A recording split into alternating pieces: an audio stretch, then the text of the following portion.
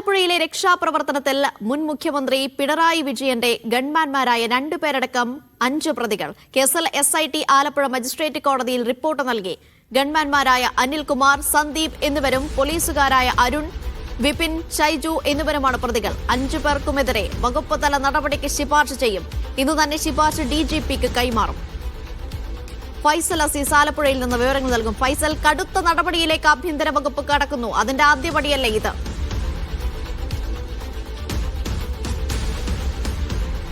അനീഷ, അത് തന്നെയാണ്. അതായത് ഈ സംഭവത്തിൽ മുൻ മുഖ്യമന്ത്രി പിണറായി വിജയന്റെ ഗൺമാൻമാർ ഇവിടുത്തെ ആലപ്പുഴയിലെ യൂത്ത് കോൺഗ്രസ് KSU പ്രവർത്തകരെ മർദ്ദിച്ച സംഭവത്തിൽ കടുത്ത നടപടിയിലേക്ക് തന്നെയാണ് SIT സംഘം അല്ലെങ്കിൽ ആഭ്യന്തര വകുപ്പ് കടക്കുന്നത് എന്ന് തന്നെയാണ് ഏറ്റവും പ്രധാനപ്പെട്ട കാര്യം. ഇപ്പോൾ SIT രൂപീകരിച്ച് ഒരാഴ്ച പിന്നിടുമ്പോഴാണ് ഇത്തരത്തിൽ കടുത്ത നടപടിയിലേക്ക് നീങ്ങുന്നത്. ഇപ്പോൾ പോലീസ് ഏറ്റവും ഒടുവിൽ SIT ഇപ്പോൾ ആലപ്പുഴ മജിസ്ട്രേറ്റ് കോടതിയിൽ ഇപ്പോൾ ഈ റിപ്പോർട്ട് സമർപ്പിച്ചിട്ടുണ്ട്. അനിൽകുമാർ, സന്ദീപ്, അരുൺ, വിപിൻ, ഷൈജു എന്നിവരാണ് കേസിലെ പ്രതികളായി ചേർത്തുകൊണ്ട് ഇപ്പോൾ റിപ്പോർട്ട് സമർപ്പിച്ചിരിക്കുന്നത്. നേരത്തെ അനിൽകുമാറിനെതിരെയും സന്ദീപിനെതിരെയുമാണ് പോലീസ് കേസ് രജിസ്റ്റർ പ്രതിപട്ടികയിൽ ഉൾപ്പെടുത്തിയിരുന്നത്. എന്നാൽ ഇവർ തങ്ങളെ മർദ്ദിച്ചത് 5 പേരാണെന്ന് AD തോമസും അജയ് ജോയൽ കുര്യാക്കോസും പറയുന്ന ഒരു സാഹചര്യം ഉണ്ടായിരുന്നു.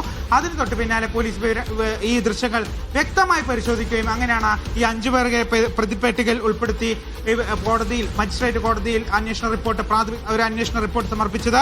വകുപ്പുകൾ ചുമത്താതെയാണ് റിപ്പോർട്ട് നൽകിയിരിക്കുന്നത്. വകുപ്പുകൾ കൂടുതൽ അന്വേഷണത്തിന് ശേഷം ചുമത്താനാണ് SITയുടെ തീരുമാനം. ദൃശ്യങ്ങളുടെ അടിസ്ഥാനത്തിലാണ് റിപ്പോർട്ട് എന്നാണ് SIT വ്യക്തമാക്കുന്നത്. 5 പേർക്കുമെതിരെ വകുപ്പ് തല നടപടിക്കും ശുപാർശ ചെയ്യും. ഇന്ന് തന്നെ ശുപാർശ DGPക്ക് കൈമാറും എന്നാണ് ഇതിൽ വ്യക്തമാകുന്നത്. ഒപ്പം തന്നെ മുൻകൂർ ജാമ്യാപേക്ഷ ഈ അനിലും അതുപോലെ സന്ദീപും ഈ ആലപ്പുഴ മജിസ്ട്രേറ്റ് കോടതിയിൽ മുൻകൂർ ജാമ്യാപേക്ഷയും നൽകിയിട്ടുണ്ട്. കേസ് അടുത്ത ദിവസം തന്നെ പരിഗണിക്കും എന്നാണ് അറിയുന്നത്. ഏതായാലും ഈ 2 പേരാണ് ഇപ്പോൾ ഈ മുൻകൂർ ജാമ്യാപേക്ഷ പരിഗണിക്കുക. കേസ് 26-ാം തീയതി തന്നെ കേസ് പരിഗണിക്കും എന്നാണ് മനസ്സിലാകുന്നത്.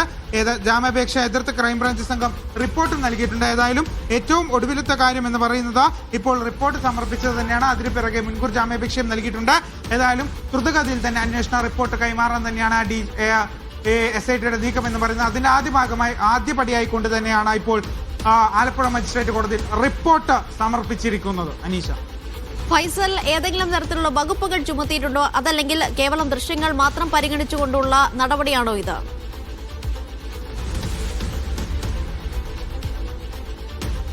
അനീഷ, വകുപ്പുകളൊന്നും ചുമത്തിയിട്ടില്ല. കാരണം ഏറ്റവും പെട്ടെന്ന് ഇത് കൊടുക്കുകയാണ് ചെയ്തത്.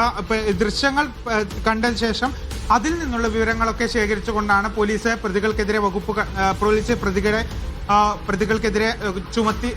പ്രതികളെ പട്ടികയിൽ ചേർത്തുകൊണ്ട് പോലീസ് കോടതിയിൽ റിപ്പോർട്ട് സമർപ്പിച്ചത്. SIT കോടതിയിൽ റിപ്പോർട്ട് സമർപ്പിച്ചത് ഏതെങ്കിലും രീതിയിലുള്ള വകുപ്പുകളോ മറ്റു കാര്യങ്ങളോ ഒന്നും ചുമത്തിയിട്ടില്ല എന്നതാണ് ഏറ്റവും പ്രധാനപ്പെട്ട കാര്യം. വധശ്രമത്തിനുൾപ്പെടെയുള്ള വകുപ്പുകൾ ചുമത്താനുള്ള സാധ്യത കൂടി മുന്നിൽ കാണേണ്ടതുണ്ട്. കാരണം അത്രയും ക്രൂരമായിരുന്നു ആ മർദ്ദനം. തലപൊട്ടി ചോരലിക്കുന്ന രീതിയിൽ തന്നെ ആ ദൃശ്യങ്ങളിൽ നിന്ന് തന്നെ AD തോമസിനെ നമുക്ക് വ്യക്തമായി കാണാൻ സാധിക്കും. അത് തന്നെയായിരുന്നു തെരഞ്ഞെടുപ്പിൽ UDFന്റെ പ്രധാനപ്പെട്ട പ്രചാരണമായതെന്ന് പറയുന്നതും. അപ്പോൾ അതുകൊണ്ട് തന്നെ വധശ്രമം ഉൾപ്പെടെയുള്ള വകുപ്പുകൾ ഉൾപ്പെടെ ചുമത്തിയായിരിക്കും SIT കൂടുതൽ ആഭ്യന്തര വകുപ്പിനെ റിപ്പോർട്ട് സമർപ്പിക്കുക. ഏതായാലും കൂടുതൽ അന്വേഷണത്തിന് ശേഷം അല്ലെങ്കിൽ കൂടുതൽ പരിശോധനയ്ക്ക് ശേഷമായിരിക്കും റിപ്പോർട്ട് സമർപ്പിക്കുന്നത്.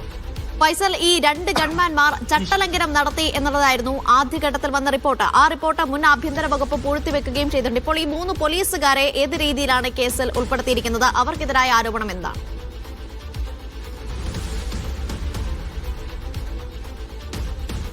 തീർച്ചയായും അത് തന്നെയാണ്. അതായത് 5 പേരാണ് ഇവരെ മർദ്ദിച്ചത് എന്നാണ് ഈ AD തോമസും അതുപോലെ ഈ അജയ് ജോയൽ കുര്യാക്കോസും വ്യക്തമാക്കിയത്.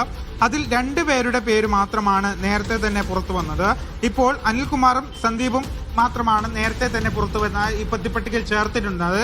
എന്നാൽ ഇപ്പോൾ ഈ 3 പോലീസുകാരുടെ പേരുകൾ കൂടി ഈ പ്രതിപട്ടികയിൽ ചേർത്തുകൊണ്ടാണ്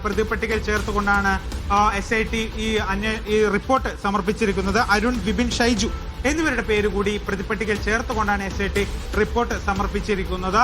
നേരത്തെ തന്നെ ചൈത്ര തെരേസ ജോൺ അവരായിരുന്നു ഈ കേസ് ആദ്യഘട്ടത്തിൽ അന്വേഷിച്ചത്. പോലീസ് കേസെടുക്കാൻ ആദ്യം തയ്യാറായിട്ടില്ല. പിന്നീട് എസ്പിക്ക് പരാതി നൽകിയ ശേഷമാണ് ഒരു പ്രാഥമിക അന്വേഷണം നടത്തിയത്. അതിൽ പോലീസ് ചട്ടവിരുദ്ധമായി തന്നെയാണ് ഇത്തരത്തിൽ നടപടി സ്വീകരിച്ചത് എന്നാണ്, അല്ലെങ്കിൽ ഗവൺമെന്റ്മാർ ചട്ടവിരുദ്ധമായാണ് നടപടി സ്വീകരിച്ചത് എന്നായിരുന്നു ആ അന്വേഷണ റിപ്പോർട്ട്.